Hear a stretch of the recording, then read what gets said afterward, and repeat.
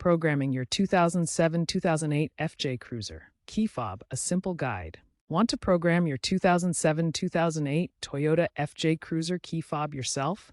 It's easier than you think. This process syncs the remote's code with your vehicle's system. All you need is your key and your FJ Cruiser. The key fob transmits on a radio frequency of 314 MHz. Make sure your FJ Cruiser's battery is above 12.5 volts to avoid programming failures. You'll be using ignition cycling and button sequences on the key fob.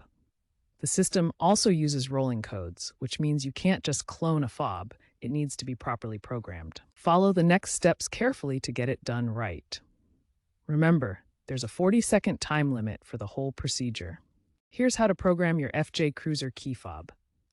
First, get in the driver's seat and close all doors. Second, insert the key into the ignition.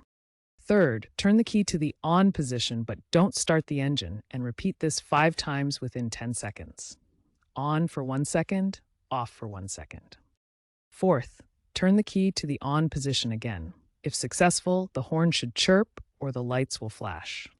Fifth, take the first key fob and press and hold the lock button for 1 to 4 seconds. Then press the unlock button. Sixth, repeat for all additional fobs. The system supports up to 4. Seventh, turn the ignition to the off position. The horn should chirp, which confirms you were successful. If it doesn't work the first time, try again and ensure your car battery is fully charged. If you're still having issues, a mechanic can help for around $50 to $150.